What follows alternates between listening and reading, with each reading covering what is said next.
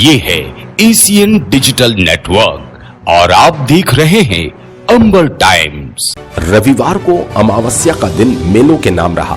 2 साल के corona lockdown के बाद पहली बार सनातन धर्म संस्कृति की गूंज त्रिवेणी तट पर प्रभावित हुई। वहीं जैन धर्मावलंबियों ने बिबडोत तीर्थ पर मेले का आयोजन किया। 2 साल के कोरोना काल बीतने के बाद इस वर्ष के पहले अमावस्या पर प्राचीन दोनों मेले एक बार फिर रंगत में दिखे। त्रिवेणी पर लगे मेले में सनातनी संस्कृति के साथ ग्रामीण जन उमड़े। मेले में झूले से लेकर मौत का कुआं जैसे रोमांचक खेल भी लोगों के मनोरंजन के लिए थे। मेले में विभिन्न सामग्रियों सहित खाने पीने के स्टॉल्स भी लगे थे। इसी मेले में ग्रामीण सहित आदिवासी बड़ी संख्या में आते हैं। वहीं शहरी रहवासियों की भी भीड़ रहती है। सुबह से लेकर देर रात तक चलने वाला ये मेला प्राचीन काल से हर साल लगता आ रहा है। त्रिवेणी मेले में अमावस्या पर महारुद्र यज्ञ समिति आदि शंकराचार्य का जलाभिषेक कर गंगाजल भरने की परंपरा का निर्वहन करते हैं।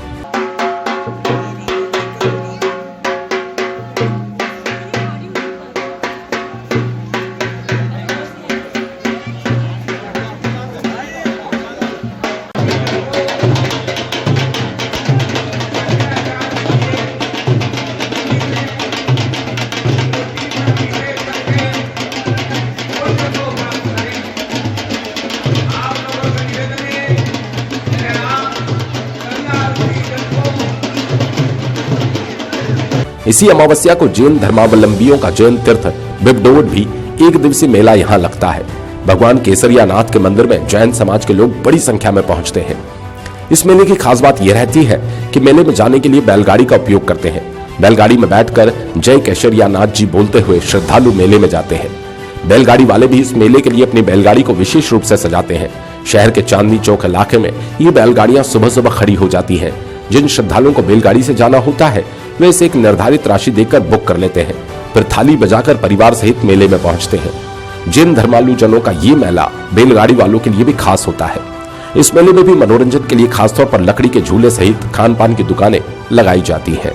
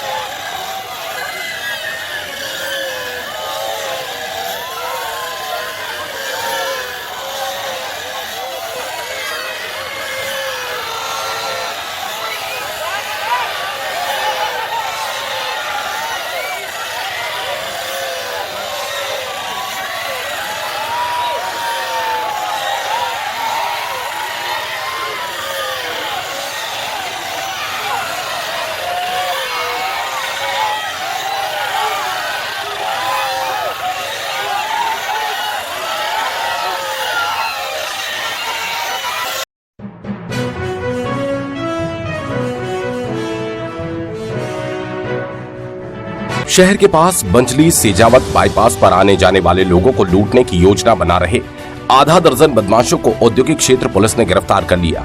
पुलिस ने बदमाशों के कब्जे से हथियार भी बरामद किए। मौके से 6 युवकों को पुलिस ने गिरफ्तार किया, जबकि 3 युवक भागने में कामयाब हो गए, जिनकी पुलिस तलाश कर रही है। खबर के मुताबिक बीती रात गश्त के दौरान बंजली सेजावता रोड पर तालाब के पास कुछ युवक संदिग्ध अवस्था में दिखे। जब पुलिस ने युवकों की तलाशी ली तो उनके पास लठ, तलवारें, छुरा और देशी कट्टा देख पुलिस चौंक गई। पुलिस ने जब युवकों से हथियार के बारे में पूछा तो वे संतोषजनक जवाब नहीं दे पाए।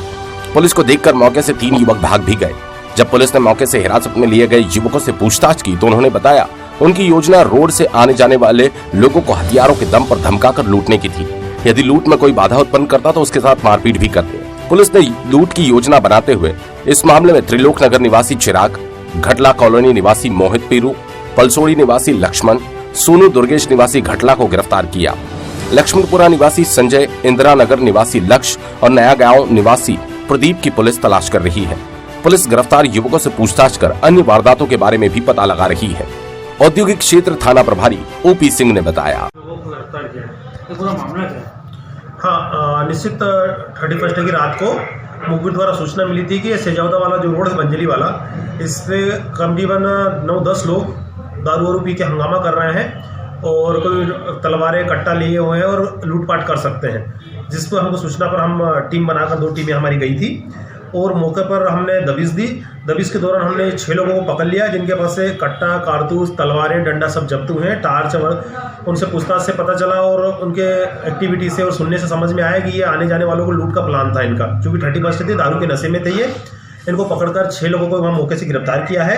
3 मौका पाकर फरार हो गए थे। चूँकि रात का समय था, खेत और राइट साइड में जंगल टाइप का स्थान था, इसलिए 3 फरार हो गए हैं और 6 को जेल भेज दिया है। उससे गिरफ्तारी के प्रयास कर रहे हैं। 3 में से एक ही गिरफ्तार हुआ? 3 में से 1 को रात गिरफ्तार कर लिया है, शेष 2 बाकी है। ये सभी क्या रतलाम के? हाँ, सभी रतलाम के हैं और पुराने आपराधिक किस्म के हैं और इस टाइप के रात को ये झुंड बनाकर घूमते रहते हैं।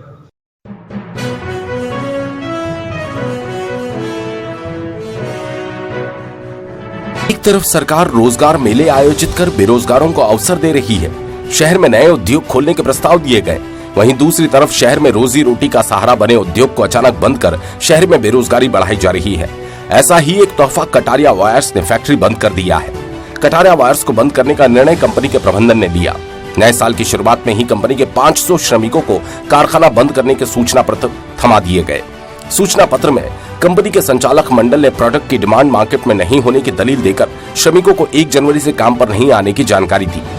कंपनी प्रबंधन द्वारा लिए गए इस निर्णय के विरोध में कर्मचारी संगठन ने इसकी शिकायत श्रम आयुक्त और कलेक्टर से की, जिसमें कारखाने को गैर कानूनी तरीके से बंद करने और 500 श्रमिकों को बेरोजगार करने की शिकायत की गई। श्रमिकों की शिकायत पर कलेक्टर ने सोमवार को सभी पक्षों की बैठक आयोजित करने के निर्देश दिए।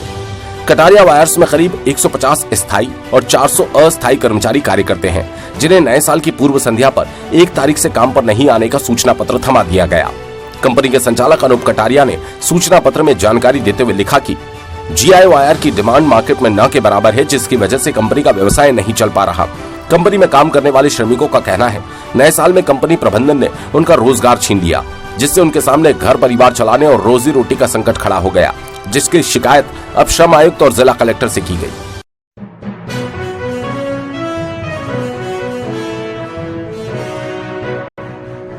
शहर की प्राचीन धरोहर, इतिहास, स्थापत्य कला, संस्कृति और अनछुए तथ्यों से आमजन को अवगत कराने के लिए हेरिटेज वॉक का आयोजन रविवार को किया गया। हेरिटेज वॉक शहर के गुलाब चक्कर से प्रातः 10 बजे से शुरू होकर झाली तालाब होते हुए महलवाड़ा पर समाप्त हुई। सुबह कलेक्टर कुमार पुरुषोत्तम तथा पुलिस कप्तान गौरव तिवारी ने हेरिटेज वॉक के उम्दा आयोजन में शिरकत की। समारोह को संबोधित करते हुए कलेक्टर ने कहा, देखिए, शहर का इंफ्रास्ट्रक्चर बनाना एक अलग काम है और हेरिटेज को सुरक्षित रखना एक अलग काम है। आप इंफ्रास्ट्रक्चर बना सकते हैं, बिना किसी को बहुत ज़्यादा लोगों को साथ में लेने की ज़रूरत नहीं होती, लेकिन जो हेरिटेज होता है वो शहर के लोगों का होता है। अगर शहर के लोगों को अपने धरोहरों के बारे में जानकारी न हो या उसके प्रति सम्मान या लगाव न हो, तो आप कोई इंटरवेंशन करें उसका बहुत मतलब होता नहीं है। मेरे पास जब 2-3 बच्चे आए, विनीता और उनके साथी, तो मुझे लगा कि इन बच्चों को के मन में है कि कुछ करने की बात है, क्योंकि शहर आपका है, धरोहर आपके हैं। तो हेरिटेज वॉक जो है बस इस अपने धरोहर को पहचानने की एक शुरुआत है। बहुत सारे काम हो सकते हैं। आज पहली बार बच्चों के साथ 8-10 लोग जुड़े होंगे। मुझे यही उम्मीद थी कि 10-12 लोग ही इनके साथ जुड़ेंगे, लेकिन ये बहुत अच्छी शुरुआत है। आप इस चीज़ों को सरकारी सिस्टम में ना करके, हर शहर में ऐसे प्रबुद्ध लोग बहुत होते हैं या ऐसे लोग होते हैं जिनका अपने शहर के चीज़ों के प्रति सम्मान होता है, उनको धीरे धीरे जोड़िए। मैं इस गुलाब चक्कर को ये नहीं चाहता कि बस एक गुलाब चक्कर के रूप में याद रहे। बैंड स्टैंड तो था ही पहले ये। अभी हम इस पे 27 लाख रुपए खर्च कर रहे हैं इसको डेवलप करने के लिए। जिला पुरातत्व पर्यटन समिति कर रही है। मैं ये चाहता हूँ कि ये ऐसा एक पॉइंट बने जहाँ संडे की सुबह या सैटरडे की शाम को लोग आए।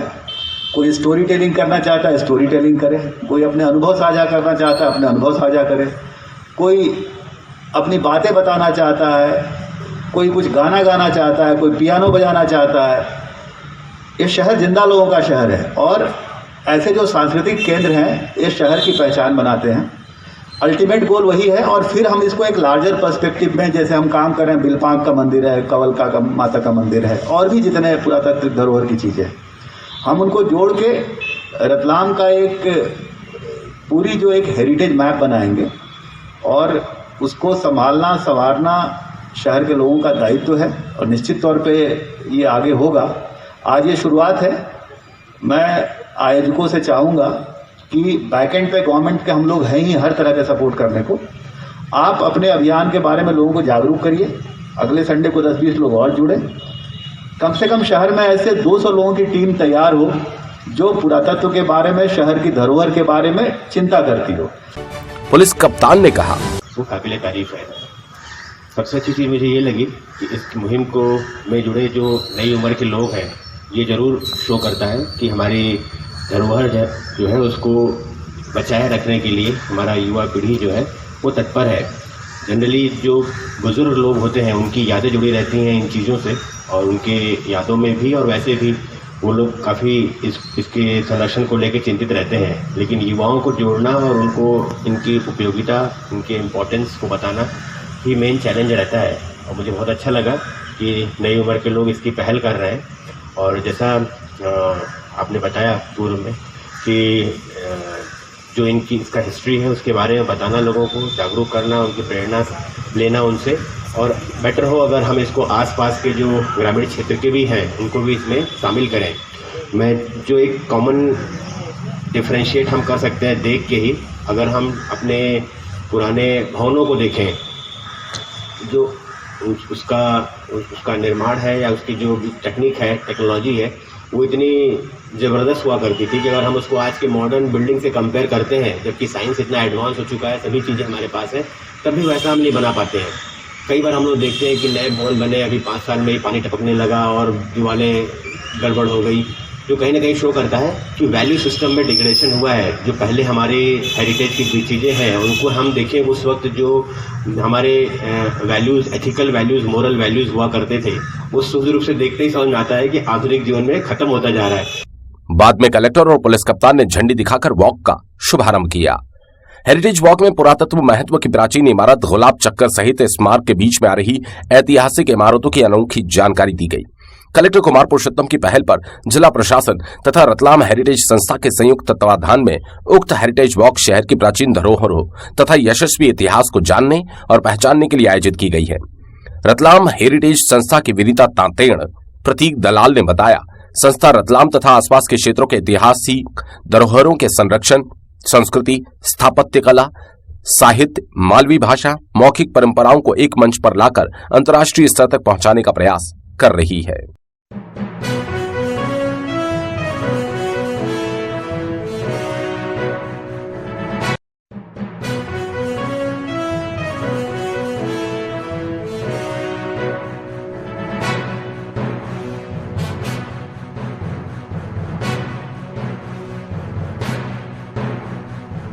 ये है एशियन डिजिटल नेटवर्क और आप देख रहे हैं अंबर टाइम्स।